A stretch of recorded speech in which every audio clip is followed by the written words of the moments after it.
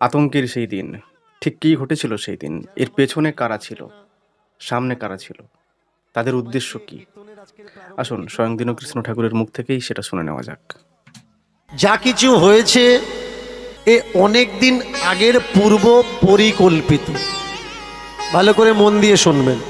আর এই ঘটনাটা যারা ঘটিয়েছে সেই ব্যক্তিগুলো আলাদা, আর যাদের দ্বারা ঘটানো হয়েছে তারা অতি সাধারণ পরিবারের মানুষ। সব তাদের ব্রেন ওয়াশ করা হয়েছে যে তোমরা এটা করো। কেন? ওদের সত্যিই যদি আমার উপরে হামলা বা মারার দরকার হতো, অনেক দিন আগেই আমার উপরে হামলা করতে পারতো। আপনারা একটু বুদ্ধি লাগাবেন, তাহলে বুঝতে পারবেন, বিষয়গুলো ক্লিয়ার হয়ে যাবে। ছোট্ট ছোট্ট বাচ্চা ছেলেগুলো আমার বাড়িতে পাঠিয়ে দেওয়া হয়েছে। তারা জোরপূর্বক আমার বাড়ির থেকে উঠিয়ে নিয়ে এসে বুড়োর ঘাট হনুমান মন্দিরের ভিতরে আমাকে ঢুকিয়ে দিয়ে আমার দিয়ে ক্ষমা চাওয়ানোর চেষ্টা করিয়েছে তারা, যে ক্ষমা চাও, তুমি ভুলভাল বলছো ভগবানের নামে। আর ওরা মোবাইলে রেকর্ড করছে। এতে লাভ কি? আমি ক্ষমা চাইলে ক্ষতিকার হবে আর লাভ কার হবে? আমি ক্ষমা চাইলে আজকের যারা রাস্তা দেখতে পেয়েছে, পথ দেখতে পেয়েছে, আজকের যারা বুঝতে পারছে কোনটা সত্য আর কোনটা মিথ্যা, তারা হেরে যাবে। একদম। এ হার আমার নয়, সমগ্র পৃথিবীর হার হবে, সত্যের হার হবে, বাস্তব। আর আমি যদি ক্ষমা না চাই তো হার কাদের হবে? ভণ্ডদের। কিছু ভণ্ড পাখণ্ডী যারা ধর্মের ধ্বজাধারী হয়ে বসে আছে, একদম। এদের হার হবে। এরা মানুষ সমাজে ভুল প্রচার করছে। এরা প্রচার করছে ধর্মের যে রাস্তা, ওটা ধর্মের সঠিক রাস্তা না। একদম ছোট্ট করে, একদম ছোট্ট, ওটা ধর্মের সঠিক রাস্তা না। সঠিক রাস্তা কোনটা? যেটা আমার মহাপ্রভু দিয়ে গেছেন, যেটা আমার দাদা নিতাই দিয়ে গেছেন। ধর্মের রাস্তা কোনটা? যখন দাদা নিতাইয়ের কপালে মদের কলসি দ্বারা আঘাত করা হয়েছে, কপাল কেটে রক্ত বেরুচ্ছে, একবারের জন্য আমার মহাপ্রভু রাগ দেখিয়েছেন যে আমি এদেরকে বাঁচাবো না, যে নিতাইয়ের গায়ে হাত দিয়েছে। কিন্তু নিতাই কি বলেছে? নিতাই বলেছে, ভাই মেরেছ কলসির কানা, তা বলে কি প্রেম দেব না? এটা কি? এটাই ধর্ম। যার ভিতরে হিংসা থাকে সেটা কখনো ধর্ম হয় না। যার ভিতরে বিদ্বেষ থাকে সেটা কখনো ধর্ম হয় না। যার ভিতরে ঘৃণা থাকে সেটা কখনো ধর্ম হয় না। যার ভিতরে উঁচু নিচু বিভেদ থাকে সেটা কখনো ধর্ম হয় না।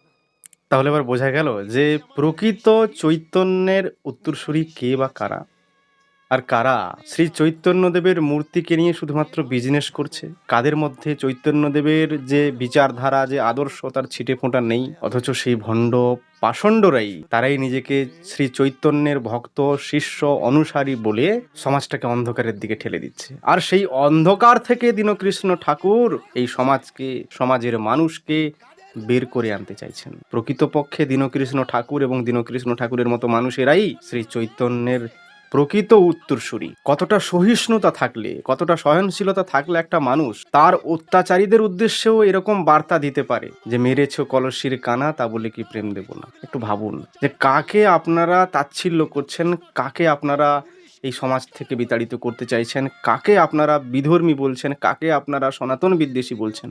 যে মানুষটা ধর্মকে সঠিক দিশা দেখাচ্ছে তাকেই বলছেন। সত্য মিথ্যা বুঝতে হবে, তফাৎ বুঝতে হবে। কত বড় একটা ক্লেম! দীনকৃষ্ণ ঠাকুর কৃষ্ণকে অসুর বলেছে। আরে দীনকৃষ্ণ ঠাকুর কৃষ্ণকে অসুর বলেননি। কৃষ্ণকে অসুর বলা হয়েছে ঋগ্বেদে। কৃষ্ণকে অসুর বলা হয়েছে কৃষ্ণের যে জন্ম বৃত্তান্ত, জন্ম পরিচয় দেওয়া হয়েছে তাতে। কৃষ্ণের মামা কংস, কৃষ্ণের মা অসুর কন্যা, কৃষ্ণ যদু বংশের সন্তান। তো তিনি অসুর বংশের সন্তান হলে তিনি কি করে দেবতা হতে পারেন? আর অসুর যে খারাপ, এই তথ্যটাই বা কোথা থেকে এলো আপনাদের মাথায়? অসুর ইতিহাস জানতে হবে। আপনারা কি জানেন এই পশ্চিমবঙ্গে এখনো একটা জনজাতি রয়েছে, অসুর জনজাতি? তারা কি খারাপ?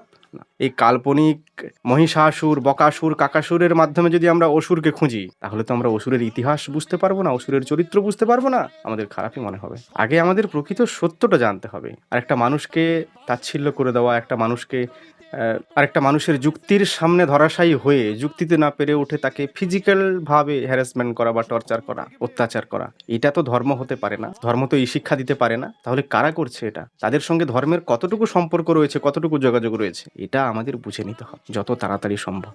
তবেই ধর্ম রক্ষা হবে। আর এরা যা করছে এটাকে ধর্ম রক্ষা বলে না, এভাবে ধর্মকে ধ্বংস করে দিচ্ছে এরা। এই ভণ্ডদের থেকে সমাজকে বাঁচাতে হবে যত দ্রুত সম্ভব। যে ছেলেটা আপনাকে জিজ্ঞাসা করছে যে মা এটা কি করে হয়, ও দীনকৃষ্ণ ঠাকুর পড়াশোনা করতে গিয়ে স্কুল কলেজে যে বন্ধু বান্ধবের ভিতরে চর্চা করছে, এটা কি হতে পারে? সে দীনকৃষ্ণ ঠাকুর। আমি তো শুধুমাত্র একটা চিহ্ন মাত্র, আমি কেউ না। এবার মন দিয়ে শুনুন, ওরা মিথ্যে প্রচার করলো দীনকৃষ্ণ ঠাকুর গ্রেপ্তার হয়েছে। আরে দীনকৃষ্ণ ঠাকুর যদি কোনো মানুষ হতো তাকে গ্রেপ্তার করা যেত। দীনকৃষ্ণ ঠাকুর তো একটা হাওয়ার নাম, দীনকৃষ্ণ ঠাকুর তো একটা আন্ধি তুফানের নাম। তার উপরে অত্যাচার করে তুফানকে কখনো বন্ধ করা যাবে? যাবে না।